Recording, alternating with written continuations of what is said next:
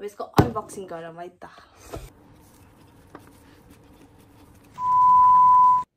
Hello everyone, welcome to my YouTube channel. बिहानै vlogging मुडमा आइसकेको छु। सो फर्स्ट थिङ भनेको खानेकुरा।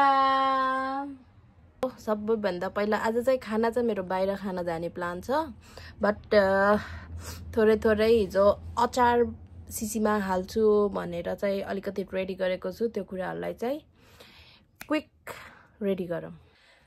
एक्चुअली तपाईहरुलाई थाहा छ मलाई अचार कति मन पर्छ भनेर। मसँग लिटरली यस्तो अचारको डब्बा एकदमै धेरै छ। अहिले पनि मसँग यो अकबरे टक्क टिमुरको अचार, तर यो टक्क टिमुरको छोप भन्दा चाहिँ आमाको अचारको नै टिमुरको छोप चाहिँ रिकमेन्ड गर्छु है। अनि अर्को छ यो चाहिँ यो पनि आमाको अचार, तर के हो यो hot cherry pepper and bamboo shoots pickle, डल्ला टामा अरे डल्ला टामा। एकदम मिठो, एकदम पिरो। अहिले भन्दा नि भातसँग खान पर्फेक्ट टक्क। मेरो अब चाहिँ आफै अचार बनाउने सुरु गरेर एभ्रिथिङ रेडी भइसकेको छ। अब यो मैले मुला, गाजर अनि लसुन चाहिँ काटेर अनि खुर्सानी रेडी गरिसकेको छु। यो चाहिँ मैले हिजो काटेर राखेको थिएँ, किनभने त्यो अलिकति हावामा के भन्छ त्यो अलिकति सुक्नुपर्छ भन्ने सुनेको भएर। अब यसको लागि स्पाइसहरू रेडी गरौँ है त। मसँग भएको जति पनि मसलाहरू छ मैले सबै मिक्स गरिदिएको छु। यहाँ चाहिँ टिमुर अनि यो के भन्छ यो सर्स्यौ, तोरीको गेडा नभइकन चाहिँ अचार राख्न मिल्दैन कि के बन्दैन के भन्ने सुनेको थिएँ, त्यस्तै भएर। अनि धनियाँ, जिरा, सोफ पनि अलिकति थियो, त्यो पनि मिसाइदिएको छु। अब यसलाई म एकैछिन फ्राई गर्छु अनि त्यसपछि ग्राइन्ड गर्नेछु। यो चाहिँ अलिअलि पड्किन थालिसकेको छ। एक्चुअली मसँग चाहिँ मिक्सर थिएन, त्यही भएर मैले चाहिँ यो वाला ब्लेन्डर किनेको छु। यो चाहिँ खास अब मसलाहरू पनि मिक्स गर्न मिल्यो, फ्रुट्सहरू पनि गर्न मिल्यो, अनि त्यसपछि अलि सजिलो अनि मेरो बजेट फ्रेन्डली पनि भएको भएर चाहिँ मैले यो वाला लिएको। यसको अनबक्सिङ गरौँ है त।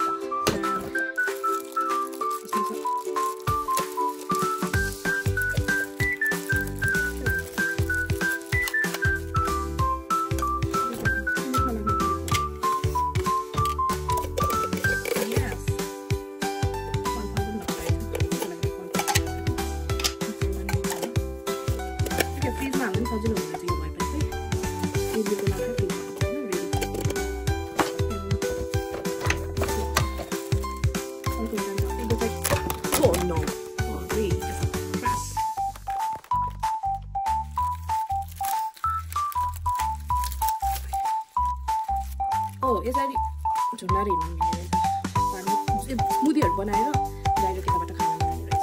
नाइस। यहाँ चाहिँ अर्को ठुलो बोतल मिक्स चाहिँ यहाँसम्म हुने रहेछ। के हो यो स्मुदीहरूको लागि चाहिँ साइज यो हुन्छ होला। This one is the bigger one. Here comes the cutie. 1 मिनटमा के भनेर छ। I hope it works better. अनि मेरो कुकिङ जर्नीको साथी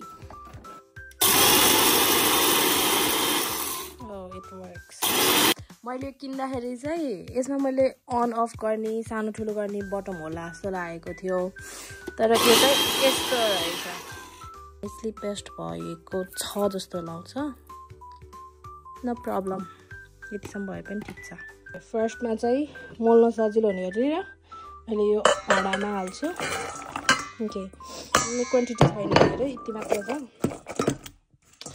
वाट्स रङ विथ यो होइन कि मैले नबुझेको मान्छेहरू कस्तो टक्क मिलाएर लिन्छन् के।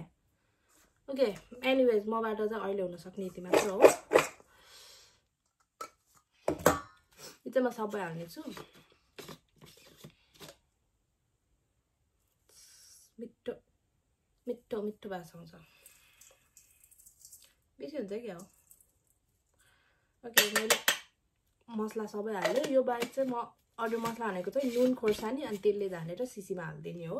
मेरो अचारमा म खोर्सानीको धुलो हाल्छु अचार भने चाहिँ अलिकति पिरो नभइकन चाहिँ मिठो लाउनु न सो मैले चाहिँ यो स्पुन चाहिँ युज गरेर आएको छु यो साइजको यसबाट चाहिँ म 2 चम्चा हाल्छु अलरेडी मैले खोर्सानीको के हरियो खोर्सानी पनि हालेको छु त्यही भएर 2 चम्चा एड गर्छु यो चाहिँ एकदम पिरो छ नुन चाहिँ अलि कम भए पनि ठीक लाग्छ अचारमा त्यही भएर आफ्नो स्वाद अनुसार आफुलाई जति मन पर्छ त्यति राख्ने हो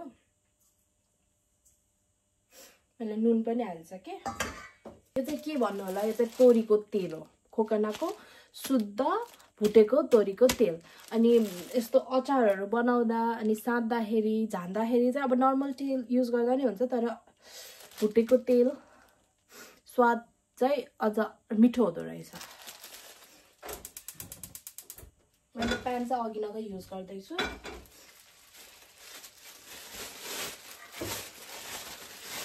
एक्चुअली मलाई यस्तो रुगा लाग्ला जस्तो भइरहेछ म बसेको ठाउँमा चाहिँ जाडो बढेको छ अनि बेलुका चाहिँ एकदम चिसो हुन्छ त्यही भएर अलिकति प्लिज यो कुरालाई चाहिँ इग्नोर गरिदिनु होला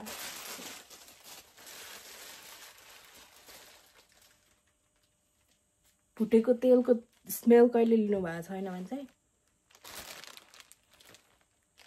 वाउ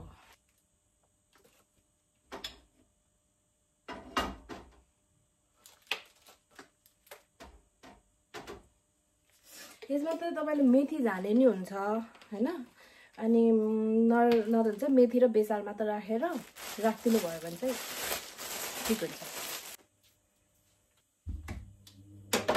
तेल तातियो अब बेसार हाल्नेछु बेसार पनि अब आफ्नो कतिको राम्रो बेसार छ त्यसमा भर पर्ने गरेर बेसार हाल्ने बेला चाहिँ ग्यास निभाइहाल्नु होला नत्र चाहिँ डढिहाल्छ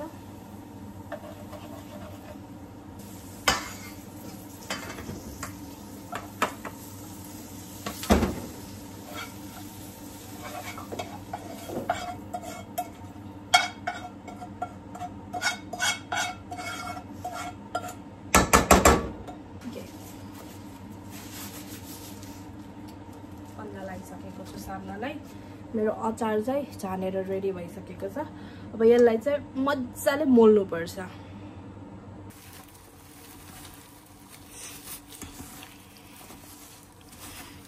मोल्दाखेरि चाहिँ जति मजाले मोल्नु भयो मसलाहरु चाहिँ त्यति मिठो भएर भित्र छिर्छन् रे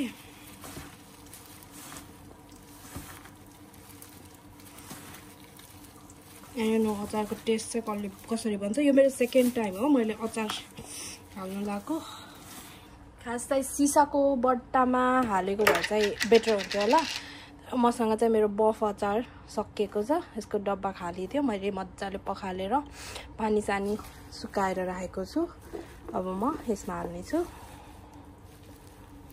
ओके एक डब्बा नि हुन्न क्या यार हुन्छ एक डब्बा त हुने रहेछ तर यो गल्छ नि त अनि आधी जति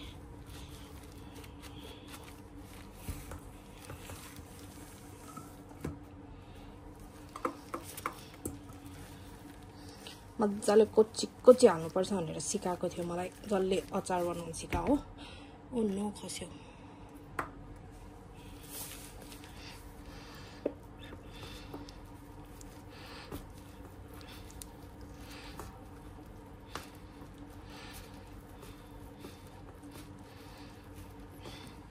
वाउ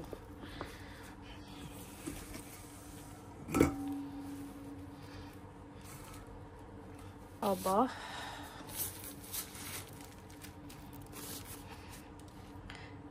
यो चाहिँ एयर टाइट हुने गरेर राखिदिन्छु मजाले नचुक्किनु होला बफ अचार हैन यो चाहिँ मुलाको अचार अल सेट ओके साथीहरु मेरो अचार चाहिँ रेडी भएको छ अब यो चाहिँ अब यो जाडो सिजनमा चाहिँ अलिकति टाइम लाग्छ होला सायद 2 हप्ता 3 हप्ता जति चाहिँ लाग्छ भन्ने मेरो ग्यास छ रेडी भइसकेको छ याहू के हो यस्तो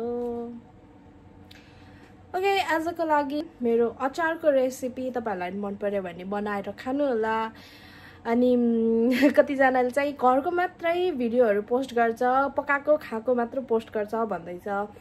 अब बिदाको दिनमा आफ्नो सोचेको कुराहरू भनेको कुराहरू गर्न पर्ने हुन्छ। त्यही भएर मेरो मर्निङ अचार बनाएर सकेको छ। अब गएँ भने चाहिँ भ्लगलाई कन्टिन्यू गर्छु, नत्र भने चाहिँ यो भ्लगलाई बन्द गर्छु। आई होप मेरो अचारको रेसिपी मिठो लाग्यो, राम्रो लाग्यो भने चाहिँ तपाईहरु पनि आफ्नो घरमा ट्राई गरेर खान सक्नुहुनेछ ल। र यस्तै नयाँ भिडियोको लागि मलाई सब्स्क्राइब गर्नु होला। अनि कुनै सजेसन, कुनै क्वेरीजहरु छ भने पनि प्लिज कमेन्टमा ड्रप गर्नु होला। And thank you for watching. अनि लाइक, शेयर अनि सब्स्क्राइब गर्न नबिर्सनु होला। Bye by.